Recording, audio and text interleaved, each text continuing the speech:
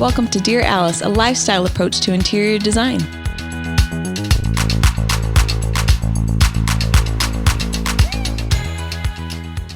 Hi everyone, welcome to Dear Alice. Today we have such a treat for you. This is an interview that we did with a gal named Asha Shaudray, and she's the president and CEO of Jaipur Living. So we got some rug questions in that we answered, and I can't wait for you guys to listen in and learn, because I learned so much on this podcast. Yeah. Ridiculous amount. And we've been doing this for a long time, but I'm like, hot tip, thank you. Yeah. So listen for those tips, because they'll improve like how you select a rug, how you shop for a rug, how you treat it, and how you care for it. Yeah. That's one thing. Like, I realize I'm doing everything wrong. I'm such hot tips. Such a noob to this. Me too. And I feel like we've been selling really quality rugs for so long, but I don't feel like anybody's taught me some of the specifics that we learned today. Mm-hmm. So those of you tuning in, you're gonna learn why certain rugs are more expensive, what to look for when shopping for a rug. There's so much great information. I can't wait for you get to dive in. Yeah. It's good. Such a lovely interview. Before we jump into that, like I said, I'm such a novice to the rug game. I want to know your guys' favorite rug purchase and why. I'll tell you, when we first opened Alice Lane in 2008 and getting more and more educated about rugs, I knew I wanted to live with great rugs. My eyeballs knew when I was first going to market, there's a marked difference between those rugs that I thought were good before I was educated and then the rugs once I had an education. I knew how to look for rugs differently. And then you have to go about finding your rug in the world. And it is much like art shopping. And after, I don't even know, maybe it was like 3 years or 4 years of being in business, I finally found my rug. I was at market and I had this emotional reaction to seeing this rug that Thomas O'Brien did for Safavia at the time. And it's called Diana, Dyana, and the color is gilded teal. And I love the name Gilded Teal, but it's based off of a Gustav Klimt painting. And so there's this beautiful rhythm of rectangles kind of just sort of organically moving through the rug. And it's got an off-white field. It's got a dark brown. And then it has these bits of green and teal, dark teal in it, almost peacock. And the bits of peacock and green are in silk, and then the ground is wool. And so it shines really beautifully, real silk, not viscose. That's amazing. And today it's in my living room. It makes everything in the room look more extraordinary. And you bought it how long ago? Oh gosh, like 14 years ago. Yeah, probably Maybe 13 longer. or 14 years ago. And I've gotten different rugs, to put in the living room. And whenever I bring back out the Gilded Teal, I'm like, oh, this room's magic. It sings. Yeah, it's amazing what an extraordinary rug will do for your space. Mm-hmm. Everything looks more special and precious on top of it. It's fun to walk on barefoot because of the silk and the wool, and it just looks beautiful with the sunlight coming in and playing with the fibers. It's really great. That's I still love it as much today. How about you guys? I love that.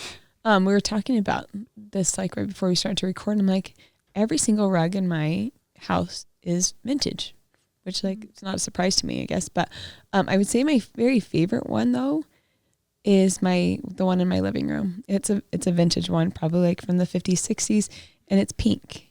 And over the years, it kind of has like, there's spots that are a little bit more potent still, and spots that have like faded like with the kids or wearability, but it's such like a beautifully like thin pile because it's vintage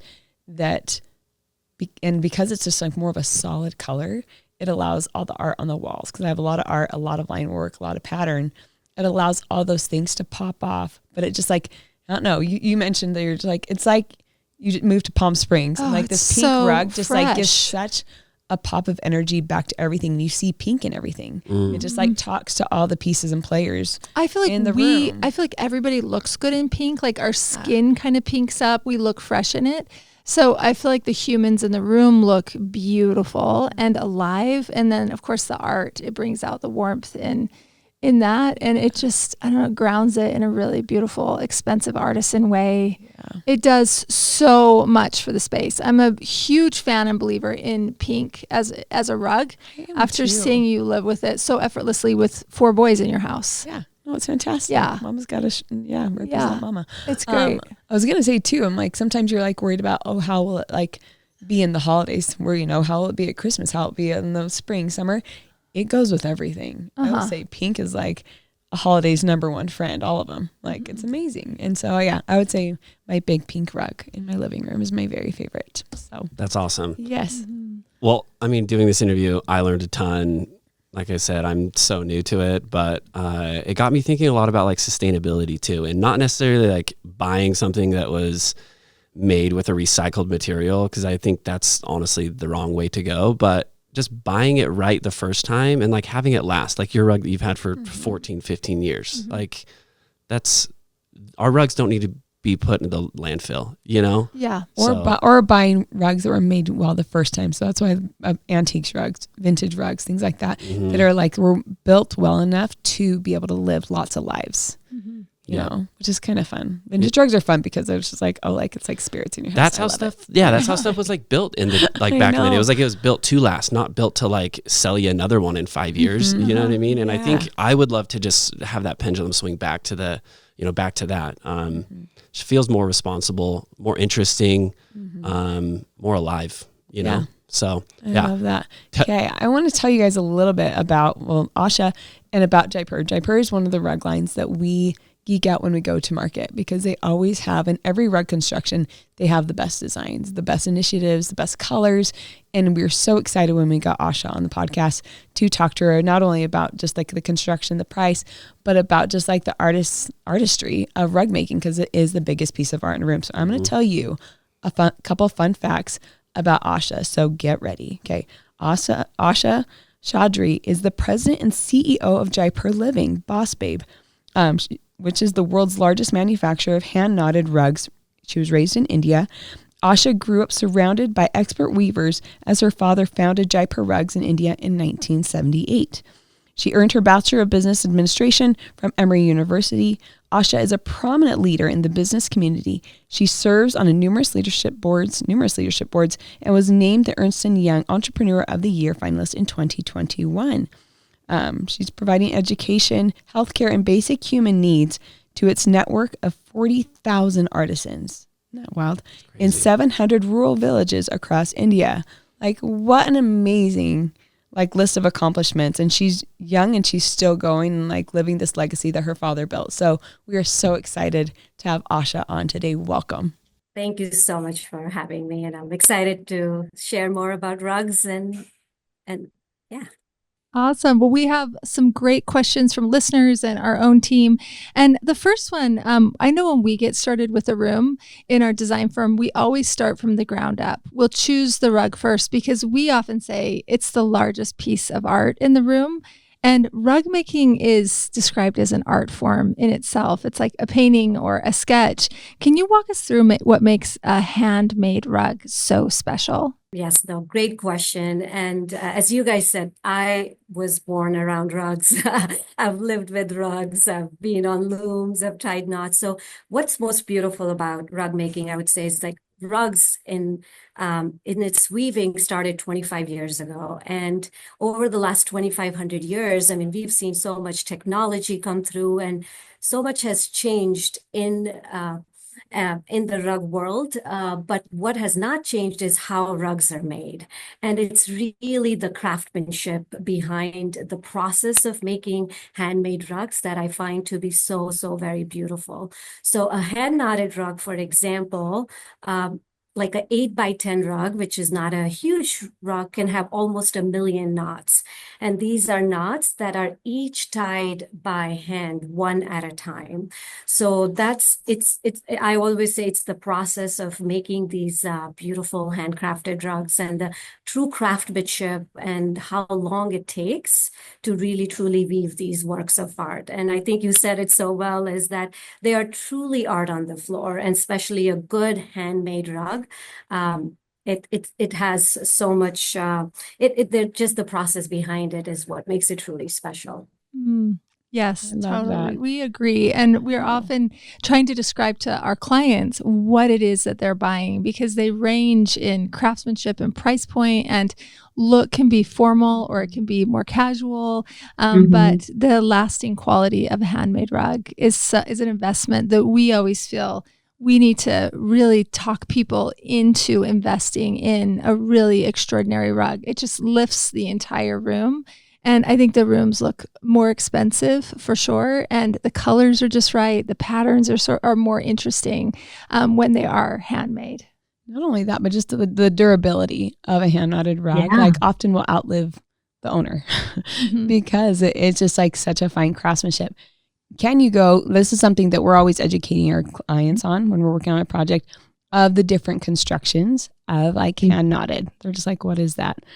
Can you explain just like a quick, like little Asha 101 on the different rug constructions and how they vary, in aesthetic, durability, price point?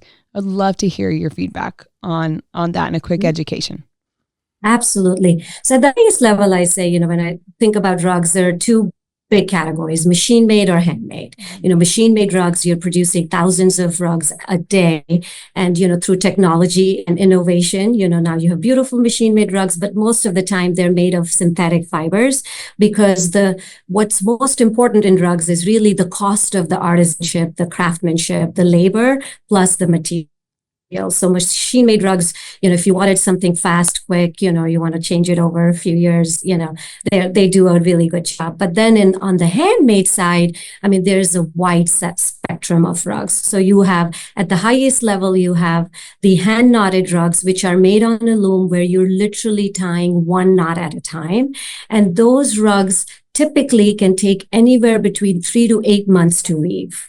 Just on the weaving side. And, you might have 3 artisans sitting on a loom they're tying literally one knot at a time. So that's why those rugs, obviously, I always say they last for generations, depending on the material that is used on those rugs.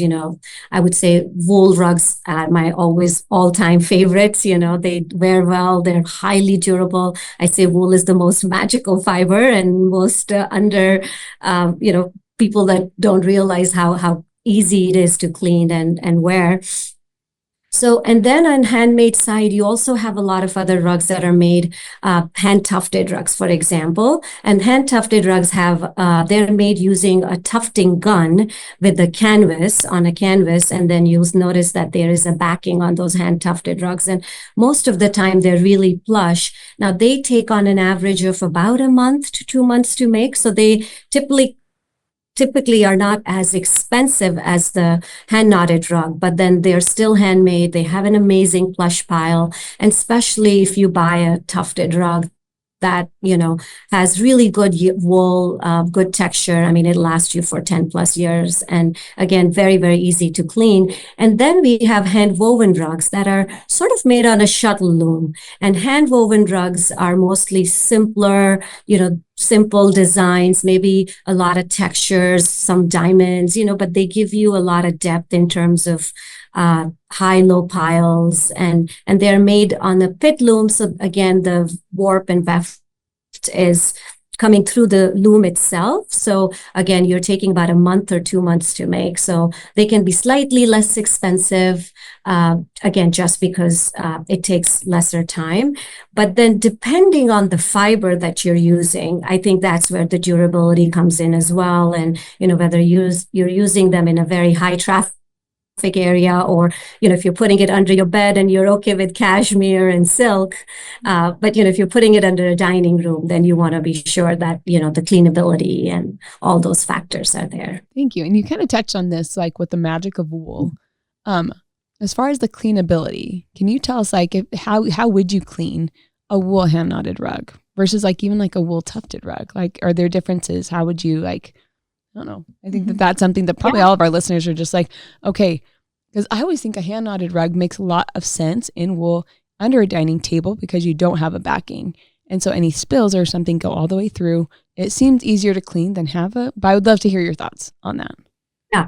I always say with cleaning, the principle with rugs is extraction, meaning Smart. for example, for the easiest thing, you take a napkin and you literally just are, very slowly blot it, try to take it out. And with wool rugs, you'll notice that it's pretty easy to do. If you need to use a little bit of water and white wine vinegar, that sometimes, the white vinegar also helps with some of the stains.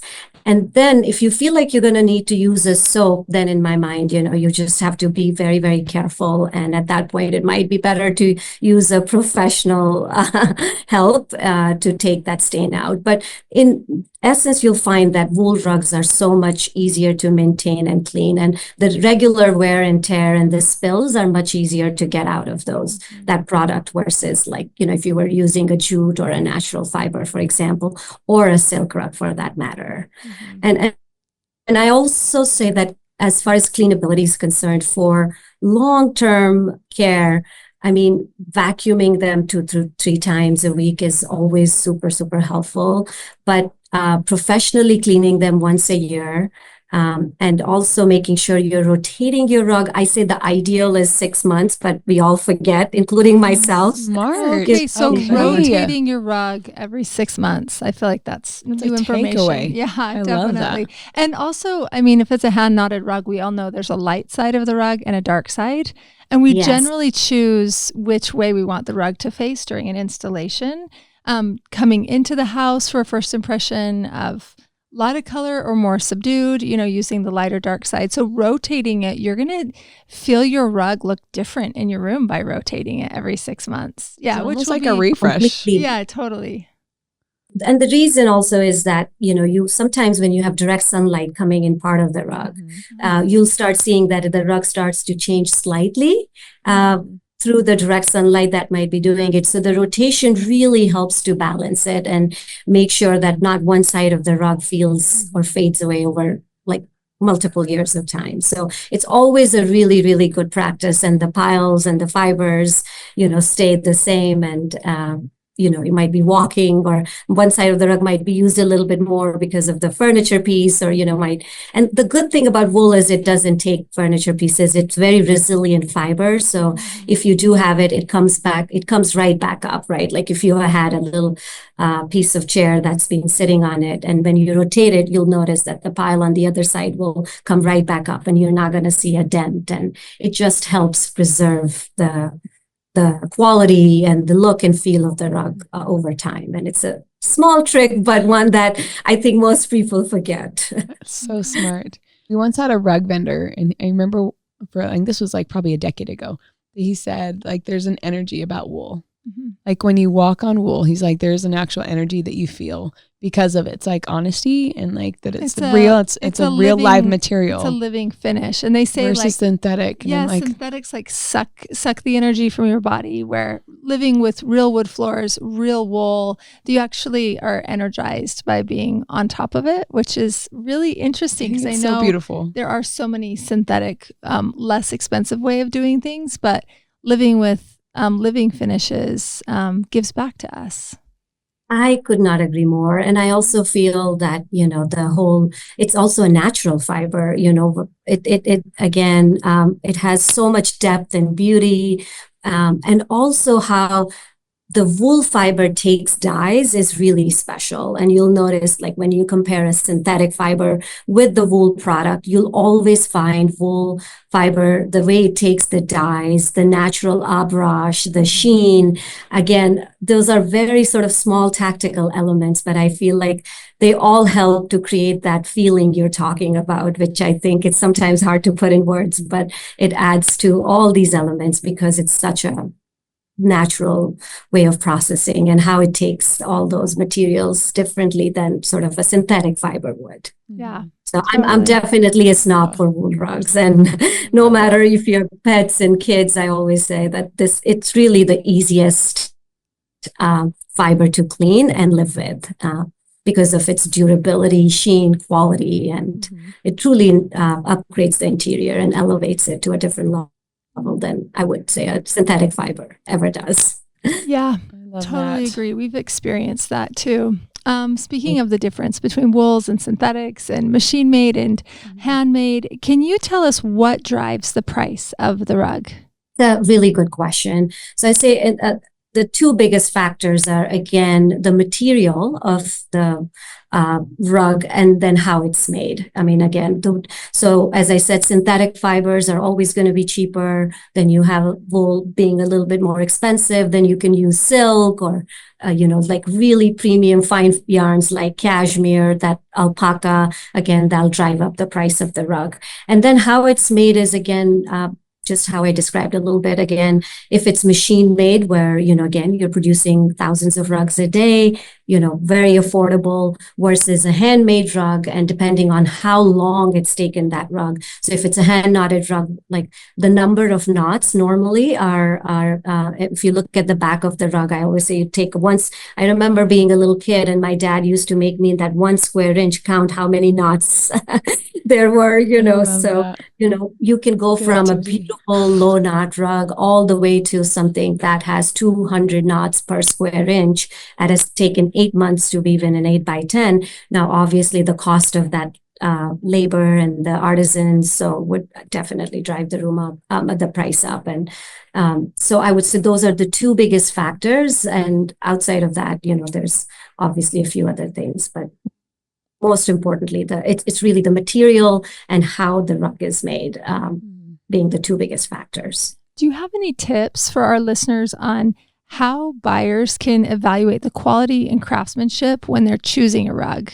Like if our listeners were to go out and look for a rug, what questions should they ask? How do they understand? Is there any just easy ways that they can understand the quality of rug? Can you educate them? Sure. I mean, first of all, I would always say is make sure you're buying it from a trusted source, that somebody, has reputable reputation. So that's first thing. And then secondly, I would say also think about, how you're going to live with that rug. What space is that rug going in? And as you said, you have pets, kids, what is the traffic and what is your budget? And then based on that, I always say, look, even though handmade rugs have the reputation of being more expensive, you can find an amazing handmade rug at a good price and value these days, because there are so many different types of constructions. So I'm a rug geek, so I always look at the back of the rug and I can tell, okay, like if there is most of the time that it's either a nice flat weave or it's a hand knotted rug. If you have a canvas backing, then you'll know that it's a hand tufted rug. And then machine made rugs, you're able to tell pretty quickly because they don't fold too well and, they feel like they're synthetic. So I would say, think about, again, how you're going to use that rug, a little bit about, what's your budget. And then, I would just say, again, pick a fiber that's going to last you for a long time. Think about whether you like thin rugs or you like really plush rugs. Touch and feel it to see if it has a soft hand. I always do the rub test again to see the shedding part, because like wool as a fiber naturally will shed a little bit in the beginning, but a good wool rug will stop shedding over time. And when you do that rub test, if you have a lot of wool coming out, that means it hasn't been, that means maybe they didn't use the right length of the fibers, so exactly the right wool. And so I would say look at the materials, make sure it's you can look at the construction, look at the look and feel of the rug and touch it, make sure it feels soft, it feels well made. The backing is always a good idea. And then again, it's all about how you're going to use it and what space and what are your needs, because a lot of people have different rugs can be everything from beautiful plush piles all the way to like flat weaves, which I personally love, that are thin. That doesn't mean they're not well made. It's just that they are thinner, so they have a thinner profile. And so knowing those things and asking for those ahead of time and doing a little bit of research always helps. I have a question for you, because I can't remember where I learned this, but like that they're for a hand knotted rug, the thinner that it becomes, like not even a flat weave, but just even like a normal hand knot, the obviously the longer, the more laborious, the more expensive that will be, just because they've had to go through and shear it and like do a really long process to make sure that it does get thinner and thinner and thinner to like see the finest portion of that knot. Is that true? Or like, can you expound on that?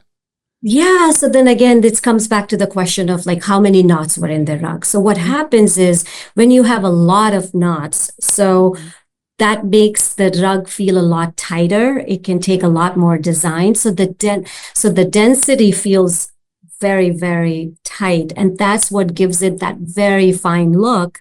And that's what makes it so much more expensive. Yeah. So but to your point, the finishing of the rugs is also really, really important. You'll notice that a lot of hand knotted rugs are again finished by hand, and the shearing itself sometimes can take like a week to 2 weeks. And especially if you see a lot of different piles, like there's a high pile, low pile, there's loop and cut, the design might be carved, to add a little bit of that texture and depth. Those again will all add a little bit of extra time in the cost of the finishing of the rug, which will again add a little bit more to the cost of the product, to your point. But yeah, the fineness really is coming from the number of knots, and that's really what's driving the price of those rugs. When I go into a rug, like a gallery, and I see like these rugs that are antiques that have like lived, decades, over time. Anyway, and a lot of times it's wool and silk. You see these like rugs hanging like on the walls. Like those are, they last so long. It really, truly is. I will say that most of the better quality hand knotted rugs I call them the artisans that make them, the master weavers. And for example, if you and I wanted to learn, we love weaving, and if you and I wanted to learn weaving, it might take us 2 years to even like tie one row of knotting. Like this is really a craft that is passed from one generation to the next. So, it's truly very, very special. So to your point, those rugs they're antiques, they were made, 50, 100, 200 years ago. But even today, they look so beautiful. And, they still have, you can use them. They don't look old. And that's the quality of an amazing hand knotted rug, is that it will last you for a very, very long time, maybe more than you may want it to last beyond. 20 plus years is really easy. And sometimes you could actually give it to your kids, though we don't do that anymore. But we should bring that back. We should. It's heirloom. But I feel like you're investing in a good piece that's going to live with you for a long time, and hopefully something that, feels like it feels like, it's an art form on the floor as much as, the walls in your house. So I love that. So the best way to care for your rug, just to ensure it's going to last forever, besides vacuuming it 2 or 3 times a week, rotating it every 6 months, do you have any other advice on just the best way to care for it? We talked a little bit about cleaning it. Sometimes we see sprouting in rugs. Do you have ways do you just like hand trim it? I would say with sprouting, that's the best thing is to hand trim it. I would say, though, one more important thing just for the life of the rug is a use of a rug pad. Again, sometimes it becomes a secondary thought, but, a rug pad not only protects the rug and, I also say it really protects the floor, because what happens is if you have a rug without a rug pad, over time, you'll notice that the backing of the rug might take whatever the top surface of the floor is, it pulls that, especially if it's been sitting there for, years and years. So a rug pad, I would say, is a really, really good investment, and they're not expensive. So making sure that you're using a really good quality rug pad. And then as it comes to as I said, vacuuming is really important. When you see, I also say in the beginning, if you see, like if your rug has slight curls or, it's not sitting or the edges are not sitting well, you can reverse roll the rug and just keep it for 24 to 48 hours, like just reverse roll it in the opposite direction, and let it stay there for about 24 to 48 hours. And you'll notice that a lot of those creases will go away, because especially again with handmade rugs, because they're made by hand, sometimes it's not necessarily perfect, and that imperfection is what makes it beautiful. But I would say those would be probably the most critical parts of keeping it all in a nice, clean way. Yeah. Can we talk about rug pads for 1 minute? Yeah. I Sure know there's thing. several different kinds, and I think that you use certain kinds for certain flooring. What will you tell the people your recommendations for if you're putting a rug on hardwood or stone floors versus if you're putting a rug on top of carpet? Do you have a favorite rug pad for those different uses? Most of them are made of the same recycled fiber. I think it's mostly the plushness of the rug pads. I mean, there is an outdoor rug pad, and there's a lot of these thin, cheap rug pads that come out of China. But my recommendation is use one that has a little bit of pile and softness to it. So those come in various inches, right? Like you can get a very low profile, a 0.3 inch or 0.5 inch. And I say that would depend on how plush you like your rugs to feel when you step on them. So for example, if you have a beautiful flat weave or hand woven rug, that's a simple texture, you could probably put a little bit of a thicker rug pad. But if you already have a hand tufted rug that has an amazing plush pile, I would say just go for the thinner profile of the rug pad. So that's where I would recommend in terms of it's more of the profile, because most of the rug pads nowadays that you see in the market are, made with the same recycled material, and they do again last for a really long time as well. Do you have any advice for our listeners on getting the right size of rug pad for their rug? I always like to go maybe half an inch shorter on all edges. So if you do have an 8, and I think most rug pads are cut that way. So if you'll notice, you'll find standard sizes for rug pads on anywhere you're buying. So for the standard size, you can easily, if it's an 8x10 rug, you get an 8x10 rug pad, and normally you'll see it will fit pretty well. Occasionally, because handmade says 8x10, you might have a couple of inches of difference. Then you might have to take just your cutting scissors and cut it on the edges, but it's pretty easy to do, because what you don't want is to have a dent on the edges if you get a rug pad that's much smaller than the rug itself. Doesn't cover most of that rug. Mm-hmm. That's good tips. Mm-hmm. Really quick on vacuuming. We've heard before about the beater brush. Is there a certain, do you just do section only and not do the accelerated beater brush, just for the longevity of the rug? How do you do? Correct. Because what happens with the beater brush is it pushes because, rugs can obviously take a lot of dirt and stuff. So it pushes the things and it pushes the dirt underneath the surface. And then also it can sometimes pull out the pile of the rug, because it can be a little harsh. So I always say, do not, just with vacuuming, don't use beater bar, or don't be too aggressive. Just the way, just a simple vacuum 2-3 times a week should really keep your rug in a beautiful condition. Thank you. Yeah. Yeah. Okay. What rug trends are you most excited about right now? I always joke, we say that 70% of the rugs we sell are neutrals, because everybody uses a rug to tie stuff together. And what I'm so excited about is everybody's loving color, and to me, it's amazing, because then you truly create an art form. So we are seeing a lot of colors in rugs, green being really important, and we're seeing people decorate with green a lot. As furniture shapes have changed over times, we're also seeing a lot of amazing irregular sizes.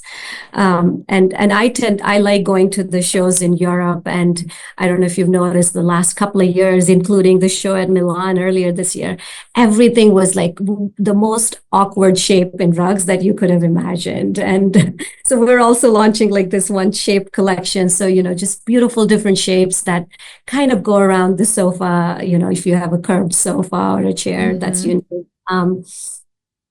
Texture again continues to stay very, very important. We're just seeing how customers love the different pile heights, the high-low textures, the carvings, And again, sometimes it's simple, but again, it adds a lot of dimension to the room that when you walk into a room and your rug, I feel like your eye always goes to the rug. So that texture again, brings such a character. I would say another thing I've noticed also is just custom in general, because what I've noticed is that customs as well as rug sizes, I'm noticing that homes are getting a lot bigger. And sometimes, you might want a 12 by 15 or larger, and those are not readily available.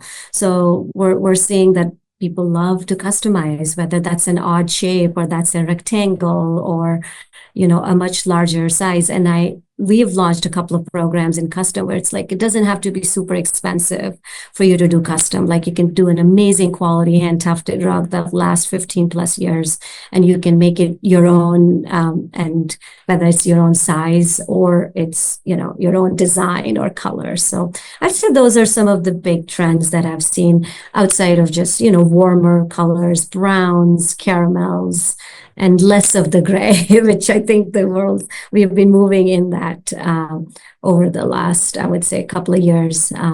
But in general, I always say, like, we look at trends in rugs, but I say rugs have to feel timeless because you're truly living with them for such a long time. So while we evolve in our colors and how we think about it, but, I always believe in a beautiful, timeless rug. I love that. Great choice. You touched on this just barely about just like, you gave the tufted rug a year amount, because we do that too. We're like, oh, tufted is like a 7 to 10 year in our experience. But like, of the different rug constructions, can you say like hand knotted rug, although they're not all created equally, some are tighter, some are looser. Like, can you tell us like a power loom would guarantee you last X amount of years, or tufted and hand knotted? Would love that. Absolutely. So like a machine made power loom rug, anywhere between, I would say, depending on, again, the wear, tear, traffic patterns, anywhere between 3 to 7 years, I would say, give and take. If you did a hand woven rugs, you are again between 5 to 10 years.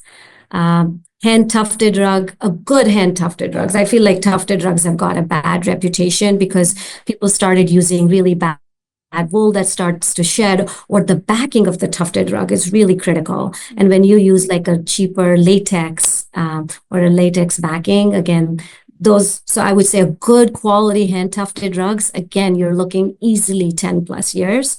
And then hand knotted rugs, you're literally talking about 20 plus years in terms of value and how long it'll last you. Are there any specific do's or don'ts when it comes to layering rugs or placing rugs on carpet? Maybe this is controversial. First of all, I'd say if you have carpet, please don't place rug on top of that, because I feel like you have a pile and putting another piled rug on top of the pile, in my mind, is just, I feel like it doesn't look aesthetically pleasing. So I always say if you're trying to layer a rug, it's better if you're doing it on a wood floor or you're starting on a surface that's clean. And then I would say start with something that's neutral, that has a beautiful texture, and then you can layer it with color, with pattern, whatever that comes to mind, but do it so that it's actually adds to it and it's not taking, like, that they're not fighting with each other. So I always say the layering rug, like I have one in my home currently. I have a 5.5-year-old and a dog, and it's worked out great. Like having a beautiful like jute rug that has beautiful texture, but then I have like this amazing vintage rug that when we were in Turkey and I fell in love with, and it sort of surrounds our sofa. So I would say though it's really, the key is making sure they go along with each other, and that you're not, the simplicity and the texture of the rug underneath is really important. Yeah, I always think of jute whenever I think of a layered rug. Yeah. Because jute it adds on the bottom layer. Yeah, I think the piles are different enough that they look good together, just fashionably. And it also makes it feel kind of comfortable, or it like a relaxing nature to jute. Definitely. Yep. It's It kind of a calms high-low it, calms look. the look down. Yeah. So that's Yeah. good. Yes, I love the look of the layerings, to be honest. Yeah, to your point. It looks just beautiful, and it also creates another dimension when you have two different, sizes. And I think it adds a lot of sort of beautiful, elements to the room.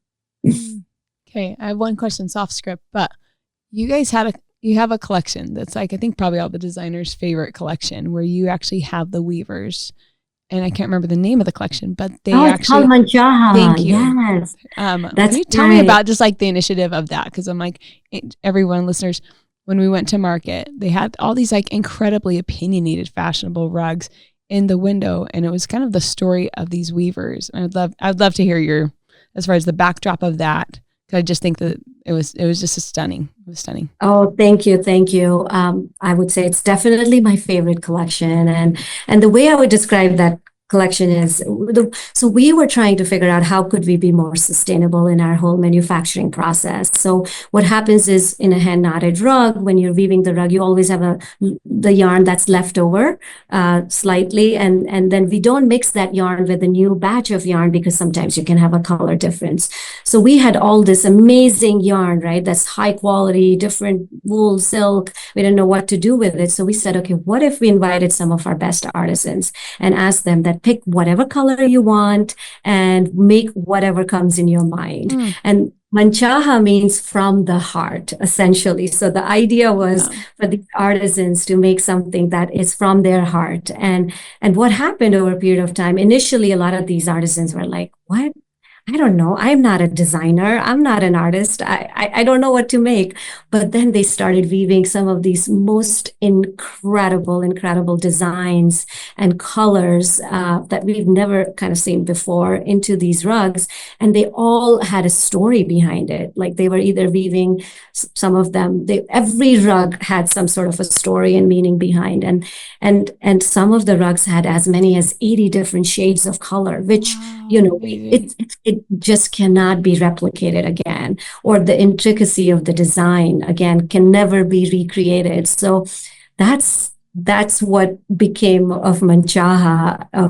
They became these beautiful, one of a kind pieces that really came from the heart of the artist, or the weaver. And I call it their story from my dad starting them from when they were treated like laborers to really providing that dignity and respect to them and making them into artisans to now their journey to an artist. So it's such a powerful transformation, and these rugs now have won, I would say, 22 awards. Wow. We have to put pictures across of the rugs up globe. here. Oh, they're my favorite. Yeah. They're so beautiful. Yeah, we can share some pictures. You guys, I think your listeners would love that. So they are I would say they are definitely conversational pieces that are truly like they define the space and, are truly pieces of art that can never be replicated again.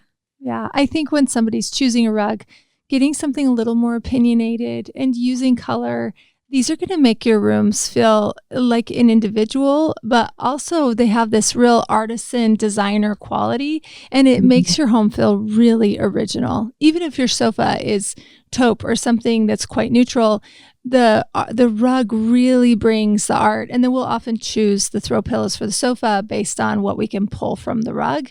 The art in the room, the accessories, everything, it's all inspired by that energy and that feel. And so when we go too neutral and phoning it on the rug, then the room can't be as interesting or as extraordinary, I feel like. So the rug has the biggest job to do in the room as far as the feeling of the room. And we'll even choose paint last. We'll throw a paint deck down on all of the fabrics in the rug and everything to see what's going to be the most harmonious look. But that rug as a party starter is just so crucial. So a lot of heavy lifting. It does. Yeah. I always say you start with the rug. Yeah, right? Amen. So if you're looking for a new start in 2025 that you're wanting to change things up, start with the ground, get your rug right, and be inspired by some of this real original artwork that can come out of rugs. I love that story. I do too. Oh, That's that's such a beautiful. story to a space. Love that. Yeah. So good. Well, this has been really informative. We have one last question we like to ask all of our podcast listeners that come on, and we want to know, Asha, how would you define luxury? Oh, that's an amazing one. I would say I would define luxury as something that, helps me make life beautiful in my own ways, something that is comforting and grounded, yet, inspires me to be who I am and the best version of myself. Beautiful answer. That's stunning. Okay. Yeah. You That's win. luxury to That's me, beautiful. I think. Yeah. Live more beautifully, y'all. Mhm. Love that. So good. Well, Asha, thank you so much for coming on the podcast. I know our listeners are going to love learning from you. You're obviously the president and CEO of Jaipur Living, and you've been in the industry for so long and generations too. So everyone, we're so glad we had Asha on. What a gift. You definitely need to check out Jaipur online. Is it jaipurrugs.com? It's jaipurliving.com Jaipur in the Living. United States. And if you're outside of the United States and Canada, then you can check out jaipurrugs.com. Oh, Perfect. fantastic. Okay. That's great. You can get a feel for this, and we'll put some of those images of those artisan made. I mean, they're all artisan made rugs, but the ones that we were just talking about here so people can view those. Thanks so much for listening, everybody. Don't forget to shop Alice Lane Home Collection as a gift to our listeners. Please use code DearAlice20 for 20% off your purchase. And you can send any podcast topics to dearalice@alicelanehome.com. Please go to jaipurliving.com to learn more about what Asha and her team are creating today.